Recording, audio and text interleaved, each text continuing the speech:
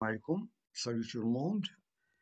On va traiter comme d'habitude une autre notion en chimie niveau lycée, comment on peut déterminer une formule brute d'un corps ou bien d'un composé. Donc le nom ou bien le titre du exercice, détermination de la formule brute.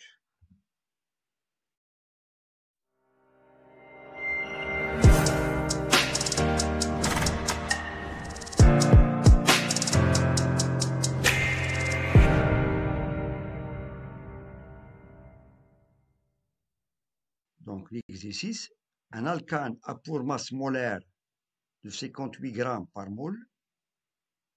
Première question, donnez la formule générale d'un alcane de N carbone, c'est-à-dire que cet alcane contient N carbone.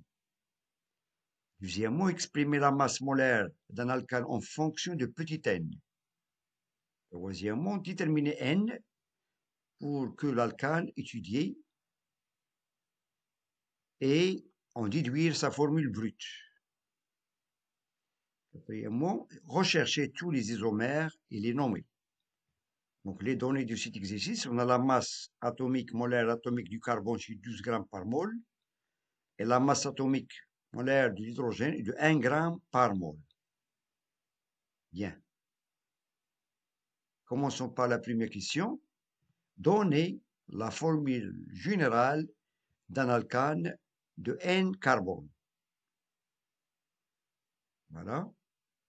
On sait, d'après le cours, que l'alcane, c'est un composé hydrocarbure.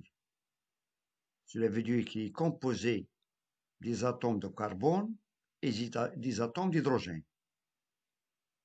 Étant donné que cet alcane, il est constitué de N carbone, donc réponse. Donc la formule générale de l'alcane, ça s'écrit sur la forme CnH2n plus 2. CnH2n plus 2. C'est-à-dire s'il contient N carbone, cela veut dire qu'il contient en même temps 2n plus 2 atomes d'hydrogène. Ça, c'est la formule générale de l'alcane. Ou bien c'est la formule générale de la famille des alcanes, tout simplement. Bien. Question 2. Exprimer la masse molaire d'un alcane en fonction de petit n. C'est-à-dire on va déterminer ou bien exprimer littéralement la masse molaire d'un alcane en fonction de petit n. Sachant que ce n, il signifie le nombre de carbone et en même temps il signifie 2n plus 2, le nombre des atomes d'hydrogène. Donc d'après cette question, on nous demande d'exprimer la masse molaire. Bien. Donc, la masse molaire de cet alcane qui s'écrit sur la forme CnH2n plus 2, il est constitué de N atomes de carbone et 2n plus 2 atomes d'hydrogène. Donc, on va écrire dans ce cas. Donc, étant donné d'après les données que la masse atomique du carbone est 12 grammes par mol et celle d'hydrogène de 1 gramme par mol. Donc, étant donné qu'on a N atomes de carbone, donc on doit écrire N fois la masse de l'atome de carbone. N fois la masse de l'atome de carbone. Voilà. Plus, voilà, 2N plus 2, la masse atomique d'hydrogène. Donc, on a ici N fois la masse du carbone, plus 2N plus 2, la masse atomique d'hydrogène. Ça, c'est l'expression de la masse molaire de cet alcane en fonction de petit n, en fonction de petit n. Tout simplement. Question 3. Déterminer maintenant ce petit n pour l'alcane étudié et en déduire sa formule brute. Sachant que la masse molaire d'après les données, M, est de 58 grammes par mol. Bien. Un peu de réflexion. Réponse.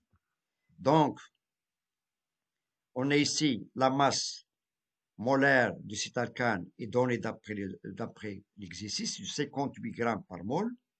On a ici N fois la masse atomique du carbone, c'est N fois 12, plus 2 fois 2N plus 2, la masse atomique d'hydrogène qui est égale à 1. Il nous reste tout simplement 2N plus 2. Bien. Et on fait, ou bien, on met N en facteur dans le deuxième membre.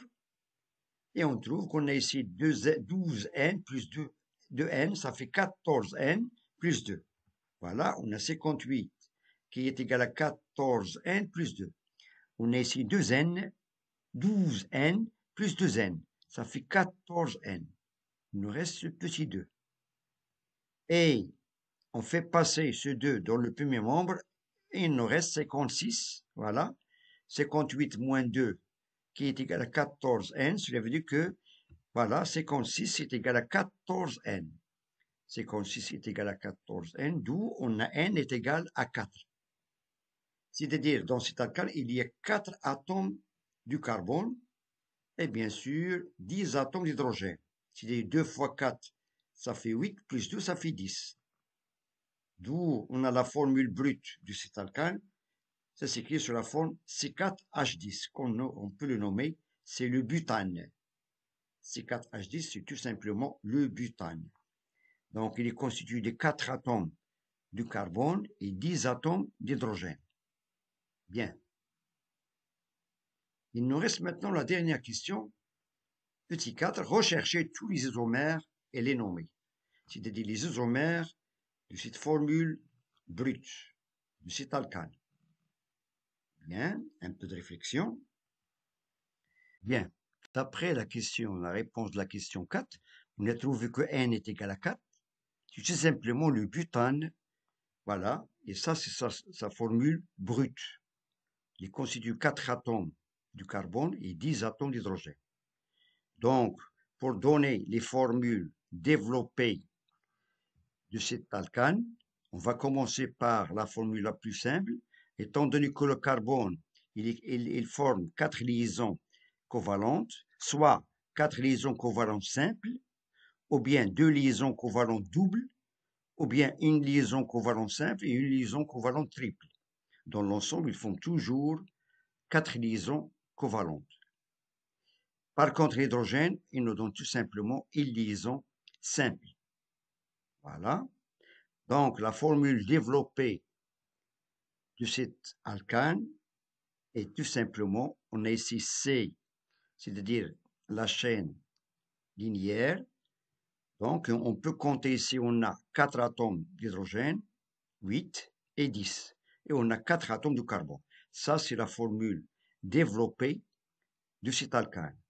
Et de nom N-butane. N-butane. Bien.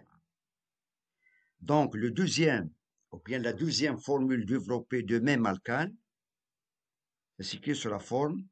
On a ici 3 atomes du carbone linéaire et on a une ramification dans le deuxième atome. Voilà. Et on peut compter les atomes d'hydrogène. On a ici 3, 4, 5 et 5 atomes. Cela veut dire qu'on a en tout 10 atomes d'hydrogène et 4 atomes, voilà, du carbone. Donc, cette formule développée respecte bien la formule brute de cet alcane. Et on peut nommer cette formule, c'est tout simplement l'isobutane ou bien le méthylpropane. Isobutane ou bien le méthylpropane. Voilà.